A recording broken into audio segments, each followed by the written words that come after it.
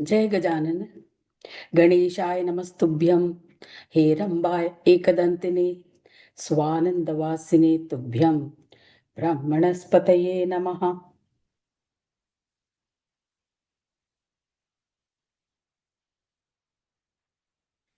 Yesterday we were looking at the story of Yama. Yama, who was cursed by his own mother, by his stepmother Chaya, that the leg which he raised to kick her would get dilapidated, that is, it would get withered away and fall to the earth. And so he goes to Surya, his father, and he asks for some redemption, some kind of a solution from the curse. So he gives him the mantra of Ganesha, and Yama prays to Ganesha. He chants the name of Ganesha for several thousand, 100 years. And then Ganesha manifests before him and he sings in his praise, and Ganesha blesses him that you will be the preserver of Dharma and you will guard the southern direction. And this prayer that you sang to me will redeem anyone from the fear of death. And he also says that, bless that the curse which was given for curing your leg cannot be undone, but that the ants, or I mean the moths, whatever, the worms will eat away that leg, and it will and you will get a new leg.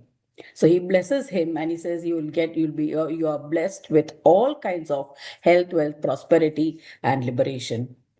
So then this Yama, he makes a place, makes an idol of Ganesha, installs it, and he builds a pond next to that temple. And he goes and has a bath in that temple, in that pond, and he comes and prays and starts worshipping Ganesha in that place. And that is that pond where Nama dipped, and his sins got wiped off. Now, so we come back to the story of Nama, what had happened. This Yama story was started to explain how Nama got redeemed. When Prahlada asked Grutsamada Rishi that how did Nama's, what is the glory of that pond that this Nama, such a sinful person, even his sins were removed. So Grutsamada starts the story of Surya and Surya, Sandhya, Chaya, Yama, and everybody. So now he says, now let us come back to the story of Nama.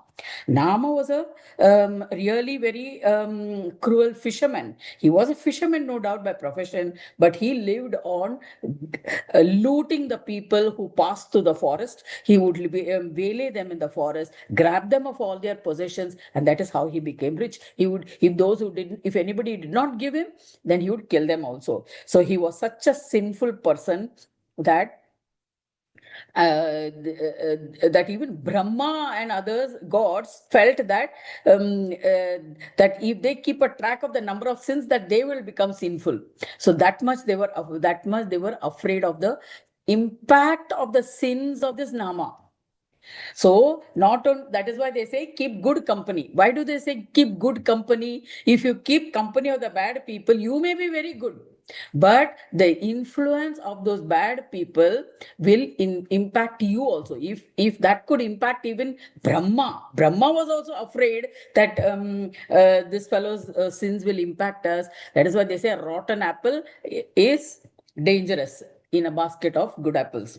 So here, now this Nama, one day he was in the forest. This is Treta Yuga, remember? Sorry, Kruta Yuga. So in that time, Mudgalacharya was having an ashram in the forest. He happened to go to that forest. He saw Mudgal Rishi, this fisherman, this Nama. He drew his sword to attack Mudgal Rishi also. Imagine to what heights he went, or in his evil deeds. He couldn't recognize the difference between someone who has possessions, or someone who has knowledge, or someone who is to be respected, who has not to be respected. Itna buddhi brushed, the total lack of discrimination. Viveka Buddhi completely gone. So when he drew the sword, he raised it in front of Mudgal Rishi. The sword fell down on the ground. He was carrying a number of weapons. A thief, they carry all kinds of weapons, blades and knives and everything, including the big ones. So all these weapons, all the weapons simply dropped from his body on the ground. This Nama was frightened. What is this magic happening? It is just simply falling. He's not even able to hold the sword in his hand. It just simply fell to the ground. Who is this great person in front of me? He says to Mudgala, from birth till date, I have only thought of ways to commit sins. As a result, my sins are innumerable. But I just now had a bath in the holy pond in that kund, and suddenly my mind is becoming cleansed, and now I'm fearful of committing sins. And now, when I'm seeing that even my weapons are falling down automatically by your darshan, I'm not.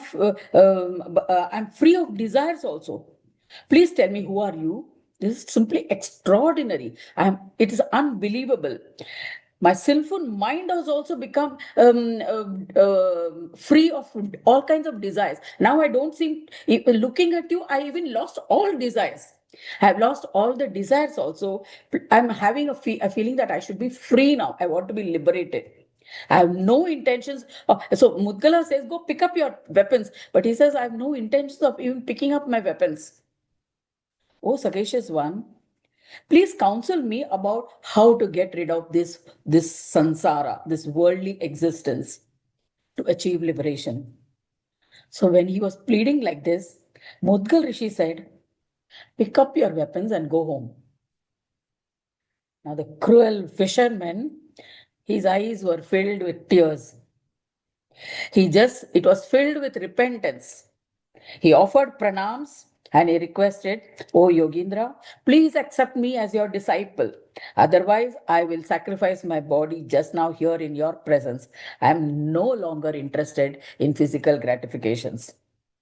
So, hearing these words, this yogi was filled with love and compassion for this. He felt the inner feelings of this nama of true repentance. So, what he did, he had a staff in his hand. Staff means a big stick which they carry. Sadhu saints and all, they carry one big stick. When they wander, it has multi-purpose use. So that staff, he gave it to this Nama, and he told, now in this place, you sit down, or you take the staff, keep it in front of you, wherever he's sitting, and he gave him the mantra Ganeshaya Namaha. Chant this mantra in front of the stick, and you should chant this mantra until leaves are sprouting out of this stick. It was just a stick, dried stick, totally dry, no roots, nothing. Until leaves sprout out of the stick, you should chant this mantra. Then you'll be purified. Till then, you must not eat fruits, leaves, roots, food, or water. You must survive only on air, and you will be purified. After saying this, Mudgala disappeared. Nama started chanting this mantra, Ganeshaya Namaha. He performed this penance, austerities for 1,000 years, not eating anything, just living on air. Ants started growing, ant hill was formed around him. Ants have started depositing mud and they made a hill around him. So much so but he continued chanting with devotion. And with the power of chanting of that mantra, tender shoots sprouted from the dry stick. All his sins were washed away by chanting the mantra, and due to countless, and so he started that chanting of the mantra. He started accumulating punya, merits. Slowly, a trunk sprouted from his face between his eyebrows. Mudgala, one day he was passing by, he thought, okay, let me look at that devotee, what has happened to him. So he came that side where he had left. First he was wondering where I had left him. He came looking for that stick, and this fellow, whether he's there or not, he saw that that staff had grown into a full-fledged tree. It has new shoots. He was surprised that Nama was still observing penance, that there was an anthill around him, and only he knew that he was there because of the shining two eyes piercing through that anthill. Slowly, with hands and sticks and everything, he removed the mud around him, splashed some water on his face, and awakened him. Nama prostrated him. After the Nama stood up, he offered namaskara. He was skin and bones, he didn't have much strength. Mudgala embraced him and said, "You are definitely my son, and have taken birth from an ant hill. You will be an eminent Brahmin known as Brushundi." Bru madhye is between the eyebrows, and Shundi is the trunk of an elephant. So because of his devotion and extreme, means with that just chanting of full dedication to the chanting of that mantra, he grew the a trunk of an elephant from between his eyebrows, and so he was Mughal Rishi named him Brushundi. You have become an accomplished, you have become a Siddha. Siddha of this chant by chanting this mantra. Siddha, mantra Siddhi. When you say mantra Siddhi, when you chant a mantra for several thousand crore times, and that the power of that mantra manifests in you. So Ganeshaya Nama, the power of that mantra resulted in the manifestation of the form of Ganesha on his human body. That is Brushundi. So you became a Siddha. That is your mantra Siddhi you have attained. What is the meaning of Siddhi? Siddhi means there are Ashtasiddhi. Ashtasiddhi ke Navanidhi ke Data Asavaradina Janaki Mata. Janaki Mata had given the Ashtasiddhis. She blessed Hanuman with the Ashtasiddhis. What are these Ashtasiddhis? These Ashtasiddhis are Anima, Mahima, Garima, Laghima, Prapti, Prakamya, Ishitva, and Vashitva. These are the 8 Ashtasiddhis. Anima is the siddhi of reducing oneself, the size of oneself, to the smallest size. How when Hanuman went to Lanka in front of the palace, when that Lankini was standing there, he reduced himself to the size of a small Hanuman, and he entered the gates of Lanka. So that is Anima Siddhi, reducing oneself, one's size to even the size of an atom. Then Mahima. Mahima is the siddhi of increasing one's size to a very large body. Garima is a siddhi of becoming very heavy in weight. You can increase your weight by will. Just by willing, you can weight. You just try to, even if you take a 1 kg weight and then you it can weigh 5 kgs in your hand. 1 kg dumbbell, if you take in your hand and you imagine, put your will and say that this is 5 kgs, and you try to exert pressure of that 5 kgs, you can actually feel the 5 kg pressure on your hand, on your muscle. So that is a Mahima Siddhi. Garima Siddhi. Then Laghima Siddhi. Laghima is to become lightweight, become light like a feather. So that levitating, and all the yogis who levitate, they get this Siddhi of Laghima. That is reducing the weight of the body. So even when they are seated, they can lift themselves up. So they'll be actually above the floor. Then next is Prapti. Prapti is to attract anything to oneself. You just desire it and that will come to you. The ability to obtain anything desired. Then Ishitva. Ishitva is the power of absolute lordship over things. Means control over anything that they want, whatever they desire.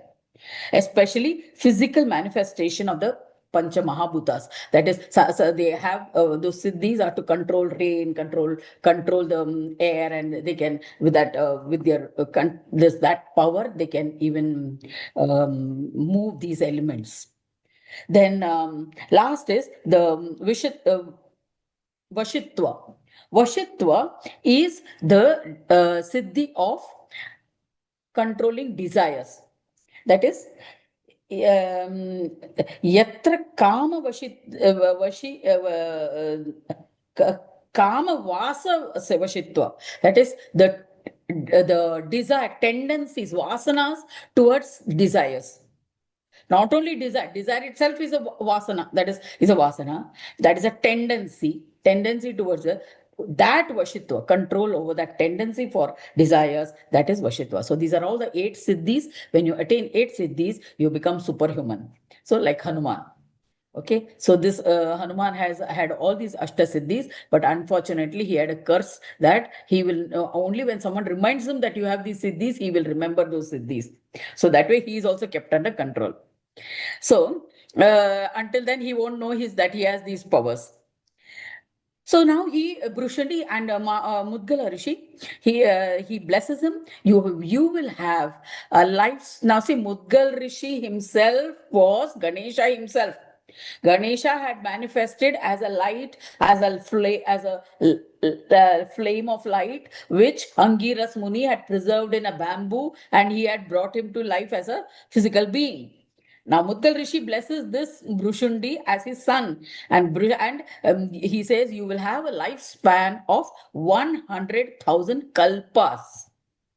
One kalpa is 1 day of Brahma, which is equal to 4.32 billion human years. So now he's blessing him with 100,000 kalpas. That means he will be forever living. And because at the end of every kalpa also, the Shiva, Vishnu, all these other gods, Brahma, Vishnu, Shiva, Surya, Shakti, all of them get dissolved. But Brushandi will remain. So in this manner, Maharshi Mudgala initiated him. Then after that, he initiated Brushundi with the single lettered mantra, Ekakshara mantra of Ganesha in the appropriate manner, and he disappeared. So Brushandi now observed this penance with faith of that Ekakshara mantra now, and within 1 year, Ganesha manifested before him. Gajanana manifested before him, and he asked, "What do you desire?" So Brushandi then sings the praise of Ganesha. नमो नमस्ते गणनाथ दुंडे सदा सुशाक्ति प्रदा शांति मूर्ति अपार योगेन च योगिस्त्वां भजन्ति भावेन नमो नमस्ते प्रजापतीनां त्वमयो विधाता सुपालकानां गणनाथ विष्णु हरोसि संहारकरेषु देव कलांशमात्रेण नमो नमस्ते क्रियात्मकानां जगदम्बिका त्वं प्रकाशकानां रविरेव दुण्डे यत्नप्रदानां च गुणेश नामां कलांशमात्रेण नमो नमस्ते शरीरभाजां त्वमथासि बिन्दु शरीरिणां सोऽहमथो विभासि सुबोधरूप स्वत उत्थकानां कलांशमात्रेण नमो नमस्ते विदेहकानाम् असि असाङ्ख्यरूप समाधिदानां च निजात्मकत्वं निवृत्तियोगे त्वमयोगधारी कलांशमात्रेण नमो नमस्ते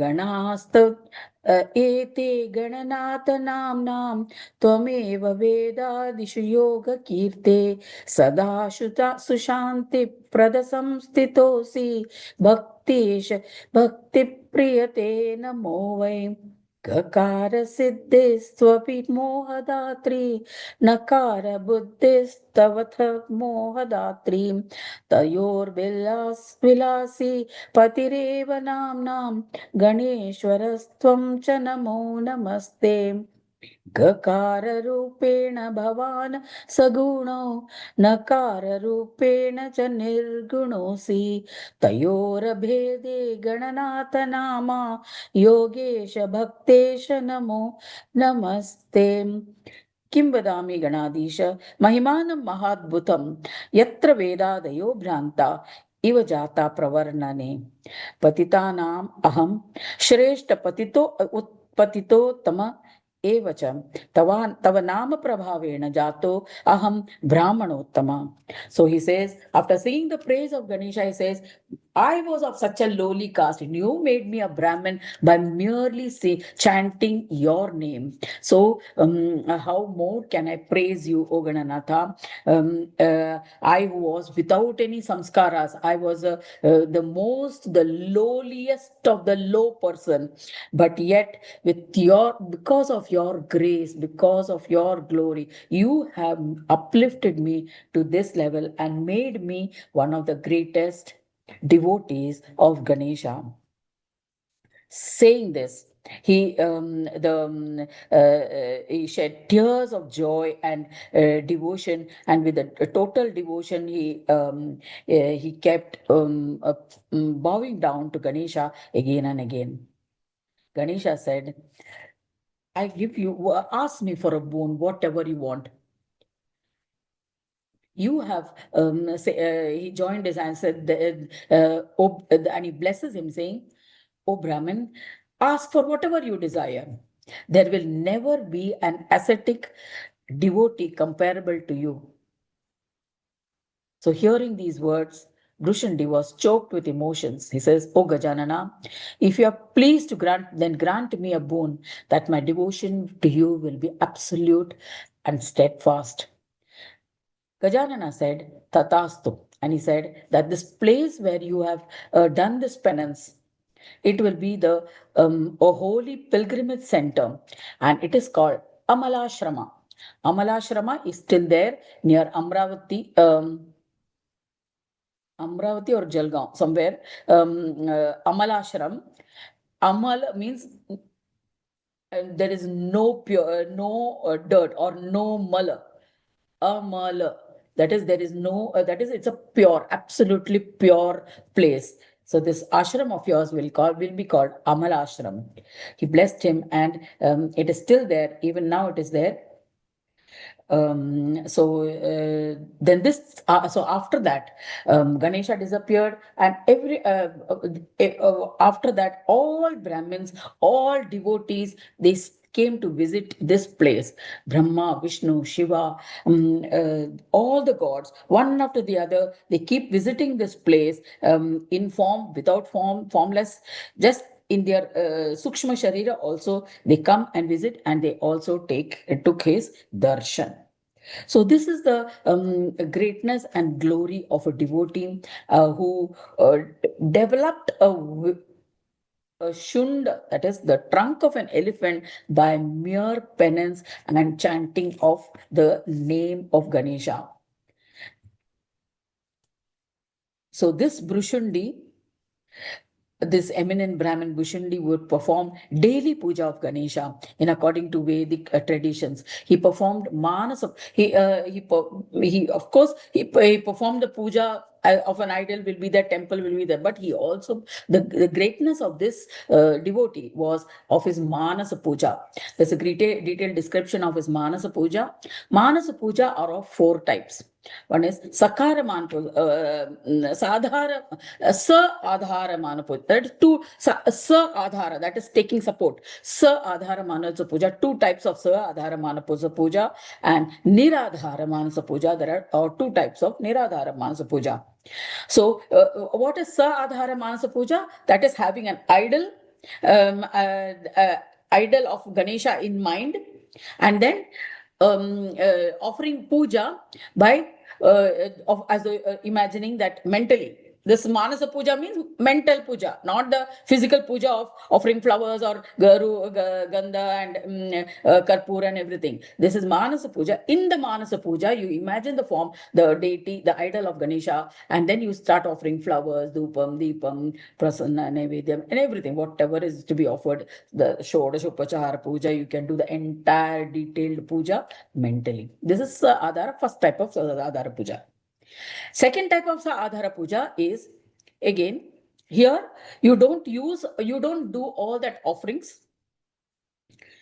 That is all this worship, but then you chant the name continuously.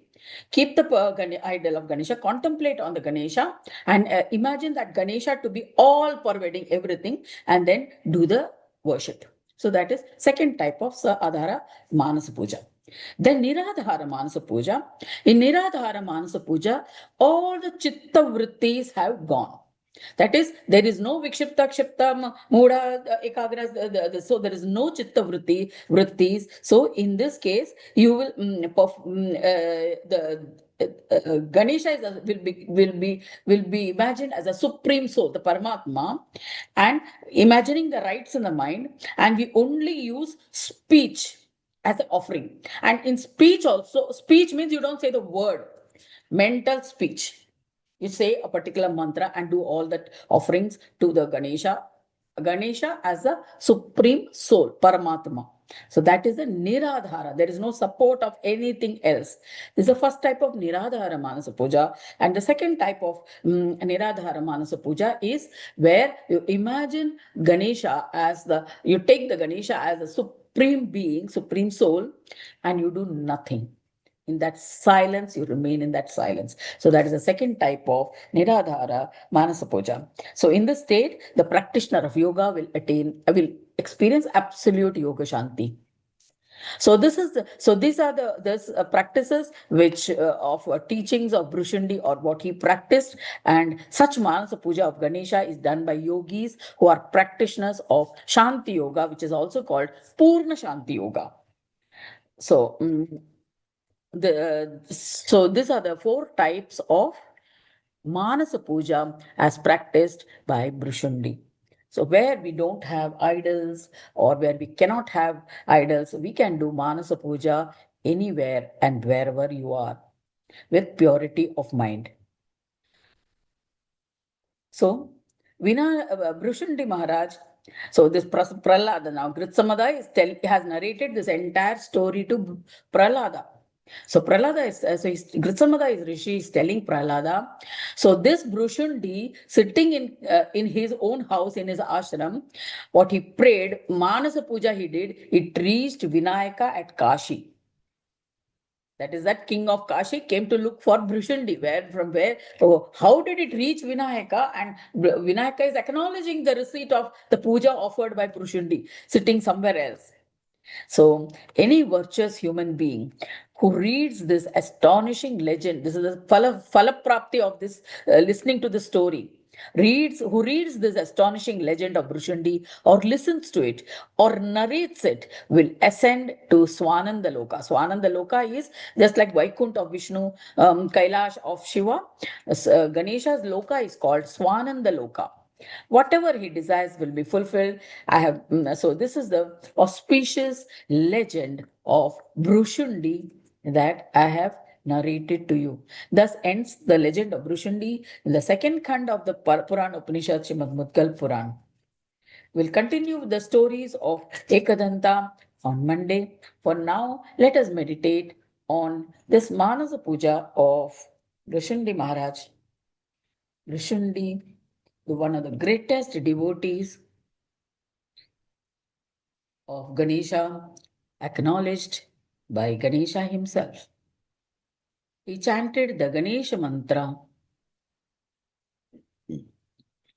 This is the okay. Just be seated wherever you are. Relax into your body. Keep your spine erect.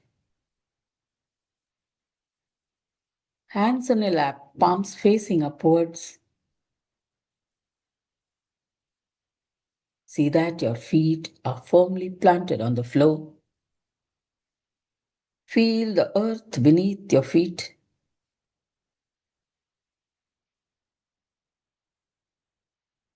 Take a nice deep breath. Observe yourself fully.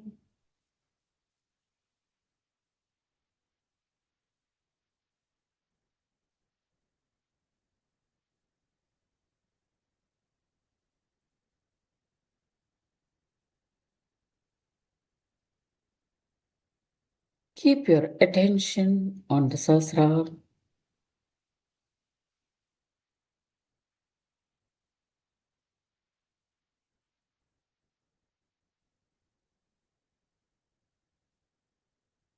Whatever is the deity of your worship,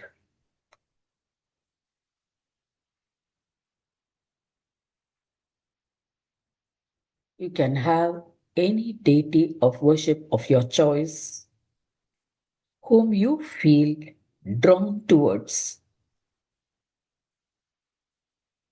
You need not take the idol or deity of worship of someone else just because it has been effective or it has produced results for someone else.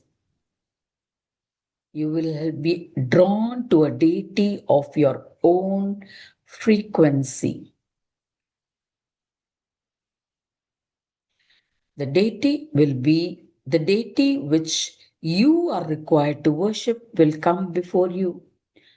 You will be automatically drawn towards that deity. It could be Vishnu, it could be Shiva, it could be any incarnations of them. It could be Rama, it could be Krishna, it could be Shakti, or it could be Kali, it could be Durga, or in her milder forms of Lakshmi, Saraswati. It could be in any form. It could be the form of rivers like Yamuna, Narmada, Ganga, Sindhu, Kaveri, any river. It could be any mountain like Kailash, Meru, or Vindhya Parvat, or the Sahyadris, or the Vindhyas, or it could be forests like Dandakaranya, or any, it could be any object which you are drawn towards, which you feel.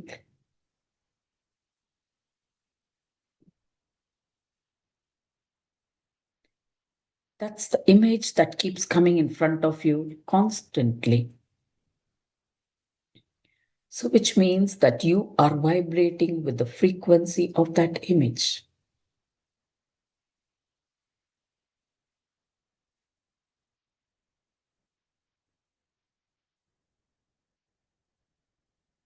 Naturally, chanting the name of that image, every living thing has a name, has a form.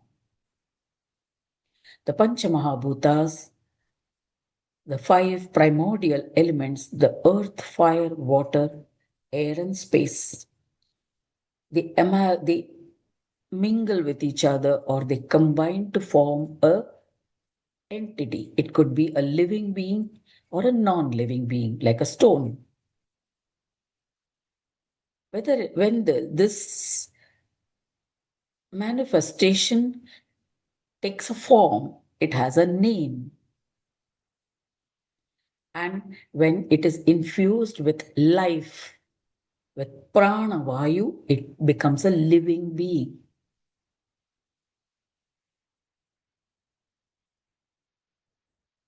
And that living being vibrates according to the combinations, the permutation and combination of the three gunas, sattva, rajas, and tamas. Where sattva is predominant, you will be more virtuous. You'll vibrate at that frequency. A large part will be of the brain will be used. Then rajas, you'll be more action oriented, more energetic, more active. Tamasic is more lethargic or dull witted with less brain power or brain energy. So these combinations, it need not be exactly 33.33%. It could be any permutation and combination of any fraction of all these, and the living being is formed. These living beings include the crores and crores of human beings, plus animals, all varieties of animals, trees, plants, all living beings. They have a certain vibrationary frequency. So, you as an individual, when you are drawn to a particular thing, or a particular living person. It could be even a dog. So your frequencies match. That's why you are inseparable from that dog. It's not meant to be demeaning or anything of the sort. Similarly, you may be attracted to a stone idol of Rama or Krishna or Shiva. The idol is vibrating at that frequency because that deity is present in that idol.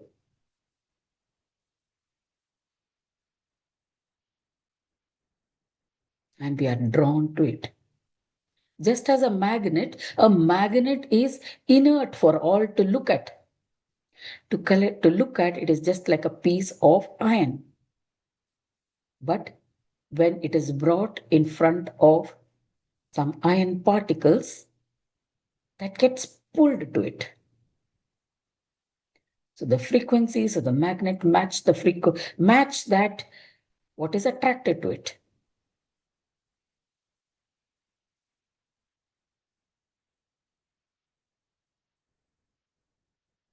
This is a universal law that works.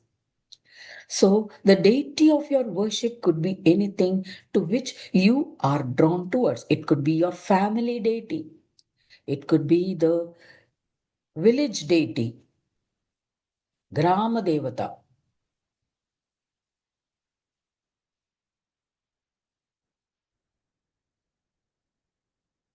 So that deity of worship, it could even be simply a name that you're attracted to. Like Gandhiji was attracted to the name of Ram. That is why even on his last breath, the name that he uttered was He Ram.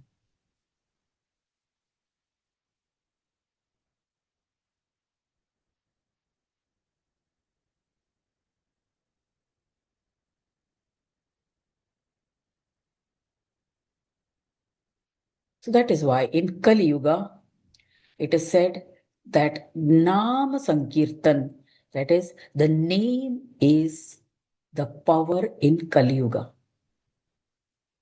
Nama has great significance in Kali Yuga. And Kali Yuga's mantra is Hare Ram, Ram Ram, Hare Hare.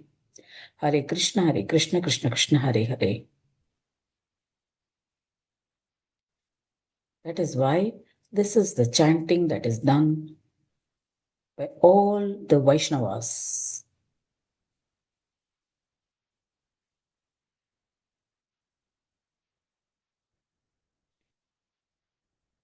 The Varkaris chant Ram Krishna Hare. ISKCON people chant Hare Krishna, Krishna Krishna, Hare Hare. Hare Ram, Ram Ram, Hare Hare. The Brijvasis chant Radhe Krishna. Nama as great importance is the only thing that is powerful in Kali Yuga. You can choose the name with which you are comfortable with.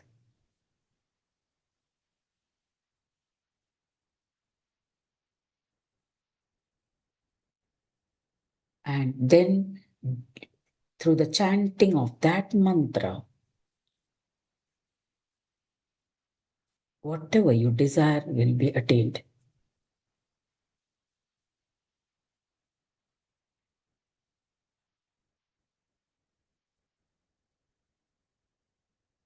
Whether you chant the mantra with a mala, holding a mala and counting it, or mentally, you could say the mantra or you could chant it within your mind.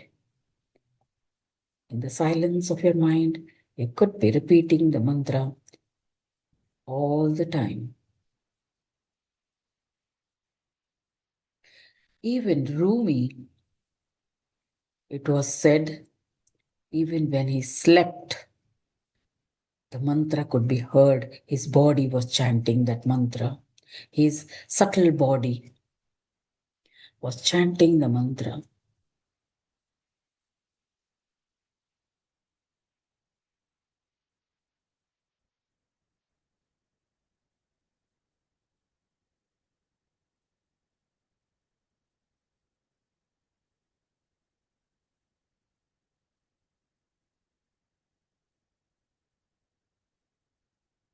There have been many deities who have been so identified with their mantra that their bodies have been chanting the mantra even after physically they may be inert. The mantra vibrates. That is why the bodies of saints are normally buried, they are not burnt.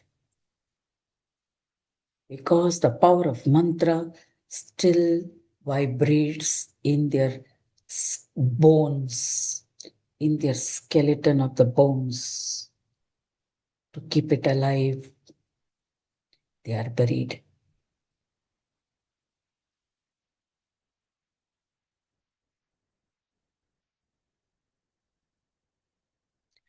India has had innumerable such saints.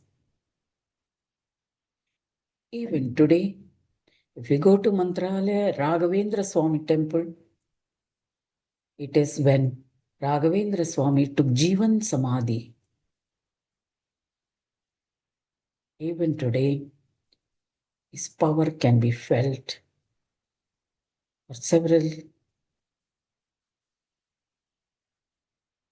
kilometers around that place.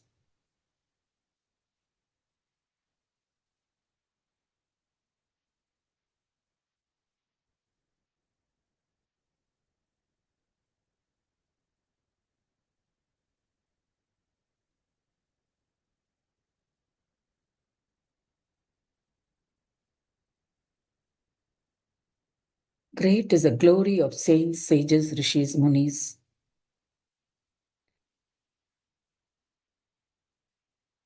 They point us towards a way of life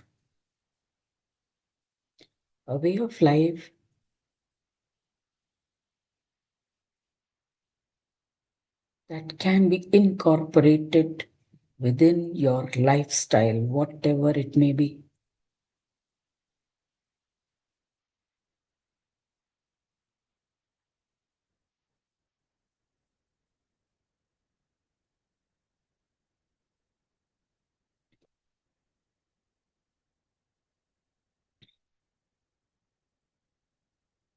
Imagine your favorite deity.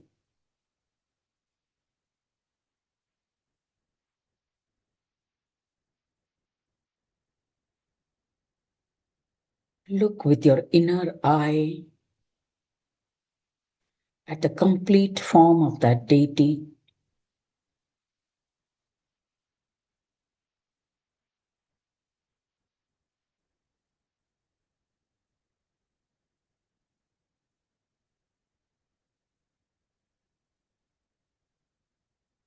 Look at the deity for some time, from head to toe, observing each ornament, each part of the deity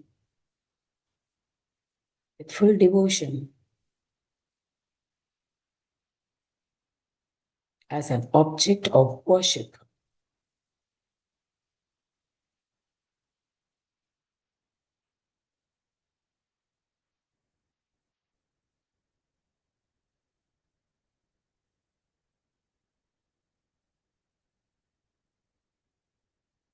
That is why Indian gods and goddesses are very elaborately done because it has taken birth in the imagination of the sculptor.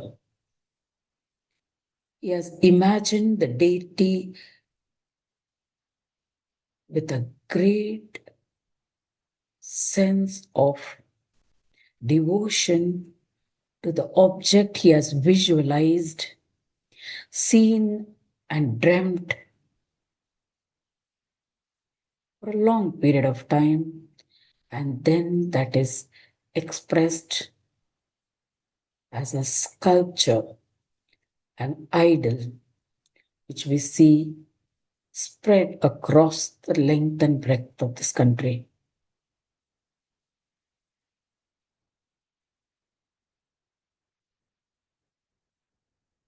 With such vivid details are the carvings.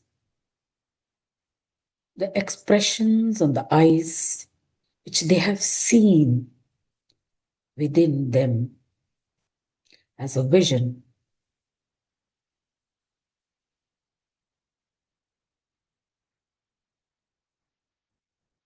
Expressions of the hands, the fingers, the mudras, the postures, all having deep meaning. Imagine the depth of understanding that sculptor might have had to bring it out on a stone idol.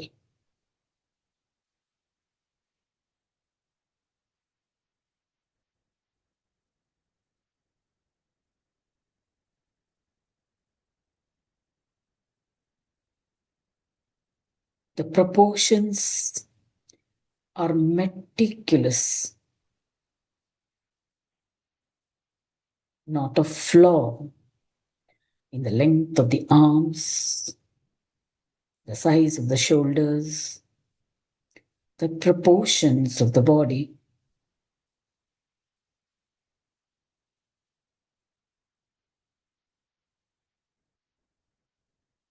It is literally as though he puts his own life energy into the stone idol that he's creating.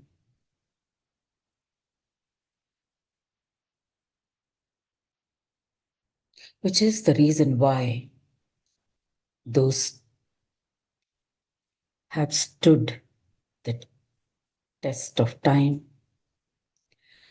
and generations are worshipping them as deities, as gods on earth.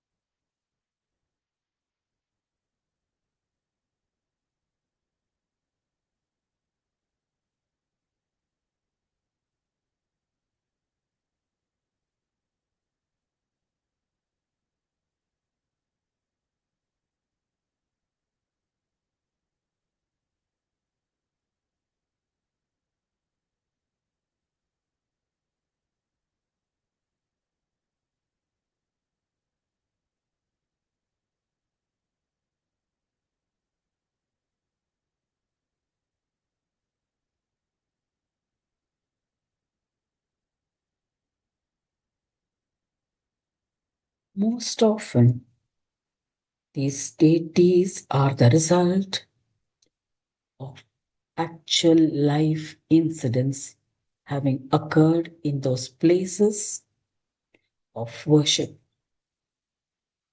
where the divine has manifested in some form or the other, where the divine manifests as a human being or a tree or an animal,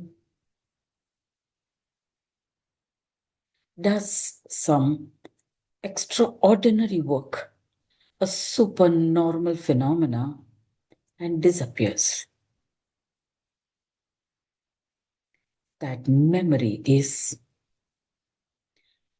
stored for posterity in the form of an idol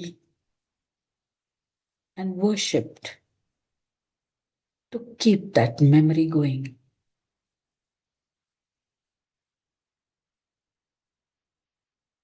Stotras and shlokas are chanted to the idol as a constant remembrance of that memory.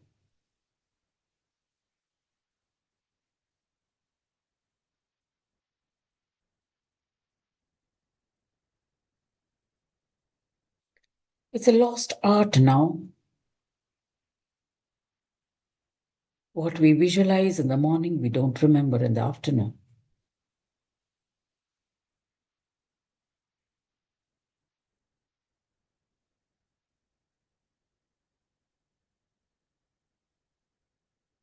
That's why things are so ephemeral, short lived.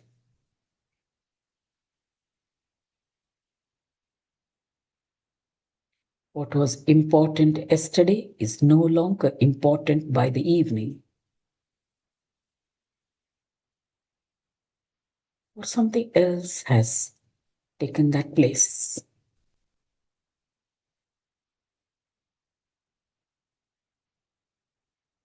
With such fluctuations, everything becomes temporary. Not only relationships between people, but our relationship with our deity of worship as well.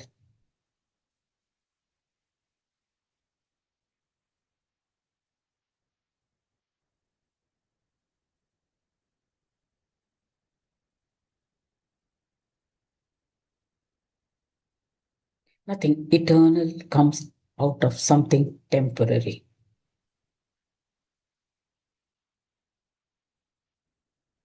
It requires work, dedication, commitment, just like in any relationship.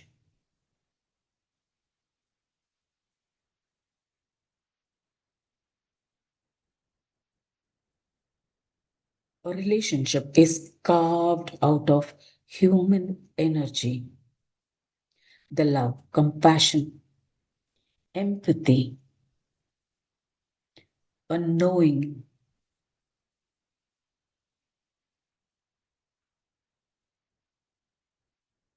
That's the bondage of a relationship.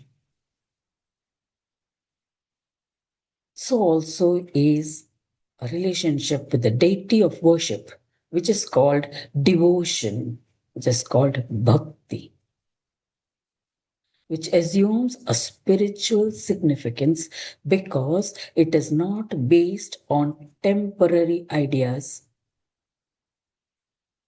or short term ideas. It lasts an eternity.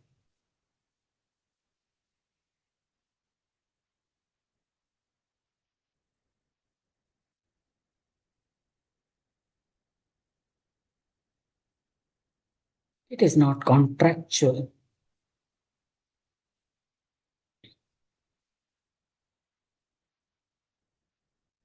It outlives generations.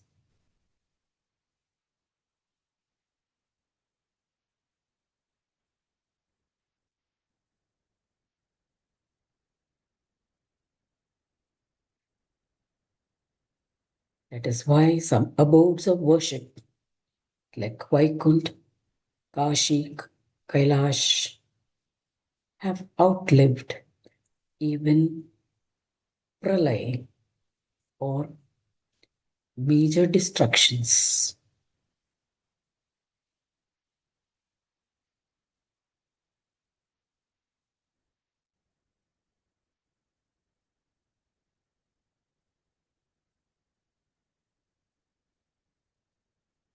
Let us learn to preserve them and not destroy it further.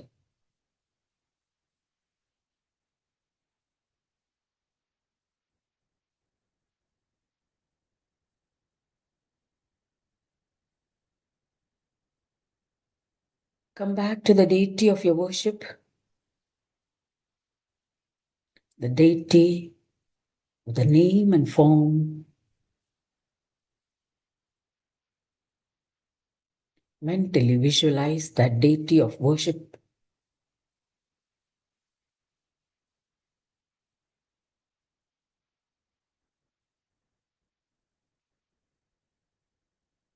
Visualize and chant the name of that form over and over again.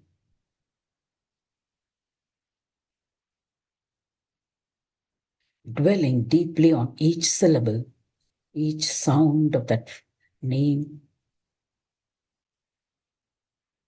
with full devotion.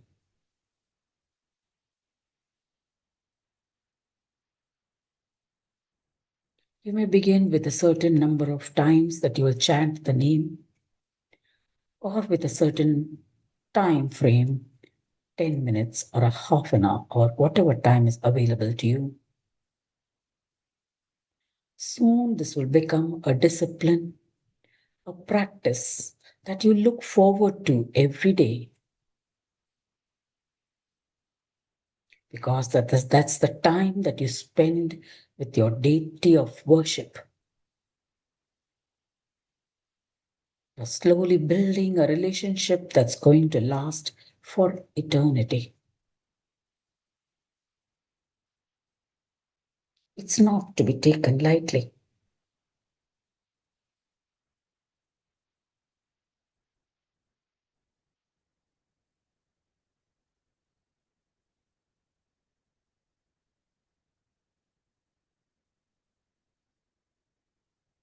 That's the beginning of devotion, bhakti yoga, the path of devotion. For those who do not believe in karma yoga or jnana yoga or any yoga for that matter, you can always come to bhakti yoga, because that's where you identify with something that you love, that's something you adore or revere, that's something you can worship, look, look up to, your idol, your ideal of worship.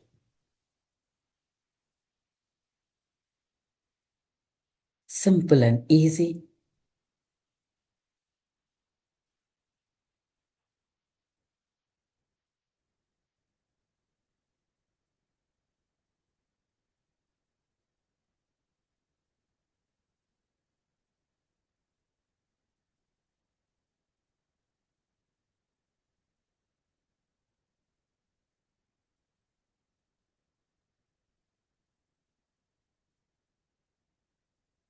Keep chanting the name mentally.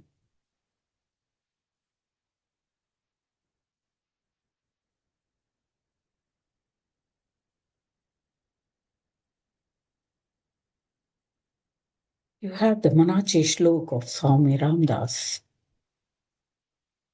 You can select any stotra with which you can relate to, the language in which you can relate to,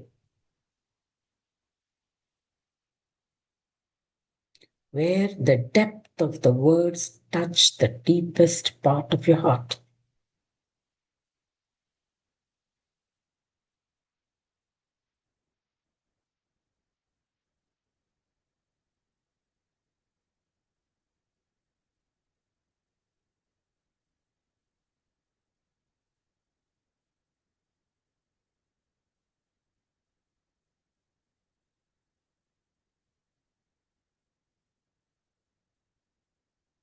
Slowly, you can bring that object of worship to your heart and worship it there.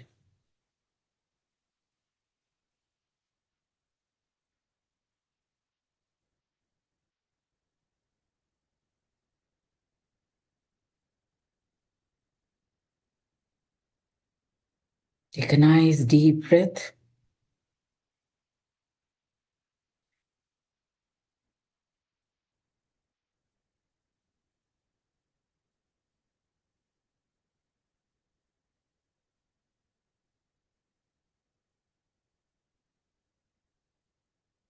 Slowly wriggle your fingers and your toes. Rub your hands together. Cup your palms and place it on the eyes.